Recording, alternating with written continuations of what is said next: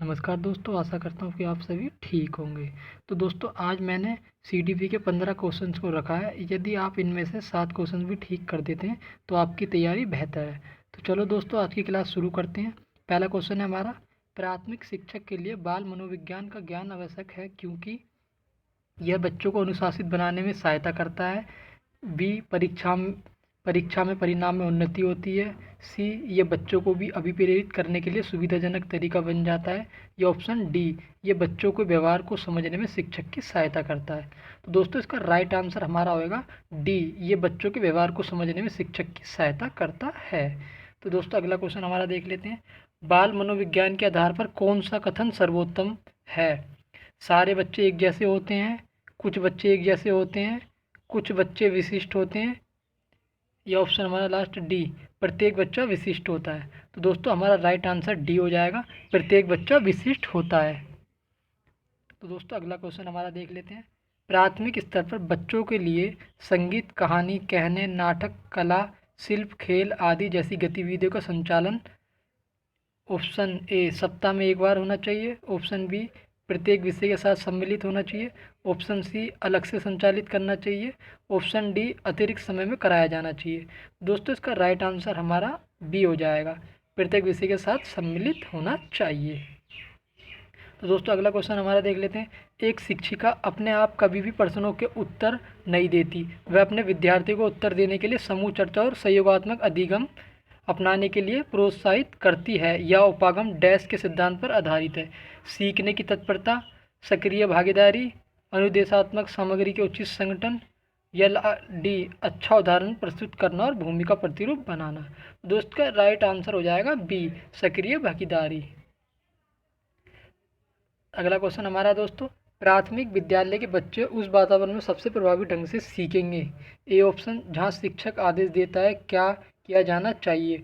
दोस्तों, ए हमारा ऑप्शन जहां आदेश की बात आ जाएगी हमारा नेगेटिव होता है। दूसरा देख लेते हैं बी, जहां सिर्फ पढ़ने लिखने और गणित की संज्ञानात्मक क्षमताओं पर ही ध्यान दिया जाता हो। जहाँ दोस्तों, इसमें जैसे आ गया यहाँ पे ही ध्यान किया जाता हो, तो ये भी हमारा नेगेटिव होता है।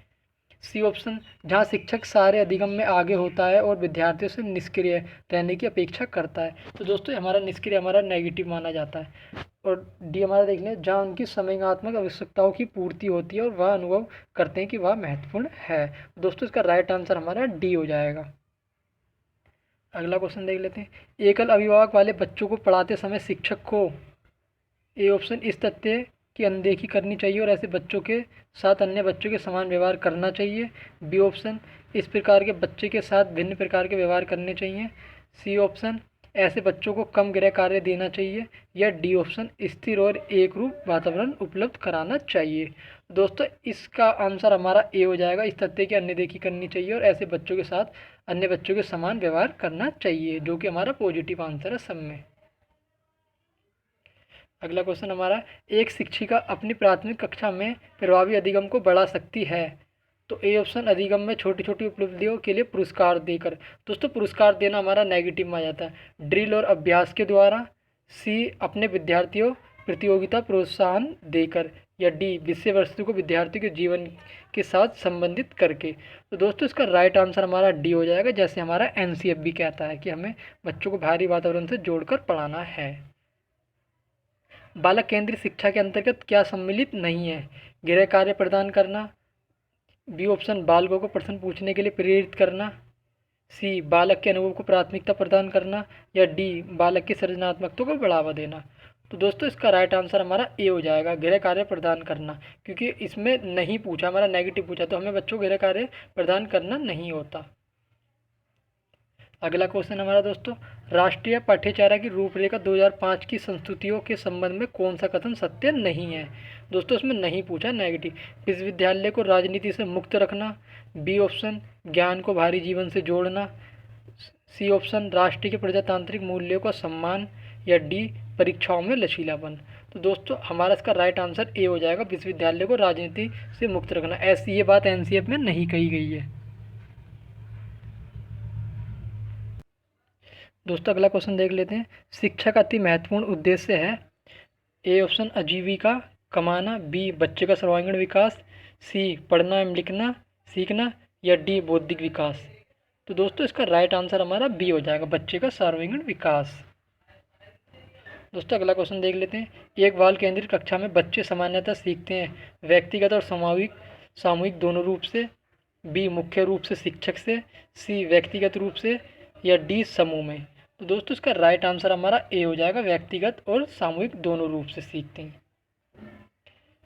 प्राथमिक विद्यालय में अंग्रेजी की शिक्षा अनिवार्य कर देना चाहिए क्योंकि इससे, दोस्तों ए ऑप्शन है हमारा, छात्रों में आत्मविश्वास बढ़ता है, बी विदेश में जाने के लिए अवसर प्राप्त होते हैं, ऑप्शन सी मान सम्मान बढ़ता है, या डी रोजगार प्राप्त होता है। तो दोस्तों इसका राइट आंसर हमारा ए हो जाएगा, छात्रों में आत्मविश्वास बढ़ता है। अगला क्वेश्चन देख लेते हैं दोस्तों हमारा।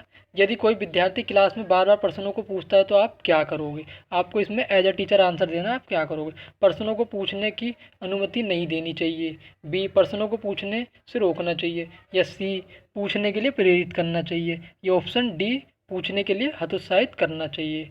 बताओ भाई दोस्तों इसका क्या आंसर होगा? तो दोस्तों इसका राइट आंसर हमारा सी हो जाएगा, बच्चों को पूछने के लिए हमें प्रेरित करना चाहिए, जो कि एक पॉजिटिव टैग वर्ड इसमें दिख रहा है, प्रेरित करना।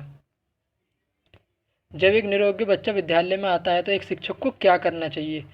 ए ऑप्शन प्रवेश परीक्षा लेनी चाहिए, बी उसे अन्य विद्यार्थियों से अलग रखना चाहिए, सी सहकारी योजना विकसित करने के लिए बच्चे के माता पिता के साथ चर्चा करनी चाहिए, या डी उसे विशेष विद्यालय में भेजना चाहिए। तो दोस्तों इसका राइट आंसर हमारा हो जाएगा सी, सहकारी योजना विकसित करने के लिए बच्चे के माता पिता के साथ चर्चा करनी चाहिए। लास्ट क्वेश्चन है दोस्तों हमारा, वंचित समूह के विद्यार्थियों को सामान्य विद्यार्थी के साथ पढ़ाया जाना चाहिए, इसका अभिप्राय है समावेशी शिक्षा से, ए ऑप्शन, बी विशेष शिक्षा, सी एकीकृत शिक्षा, या डी अपवर्जन शिक्षा। तो दोस्तों जहाँ पे सामान्य शिक्षा की बात आ जाएगी वहाँ पे हमारा समावेशी शिक्षा अच्छा होगा, दोस्तों हमारा पॉजिटिव माना जाता है। दोस्तों यदि वीडियो अच्छी लगी तो अपने दोस्तों में शेयर करना और हमारे चैनल को सब्सक्राइब करना मत भूलना। और दोस्तों मिलते हैं नेक्स्ट वीडियो में। आशा करता हूँ कि आप सभी को वीडियो अच्छी लगी होगी।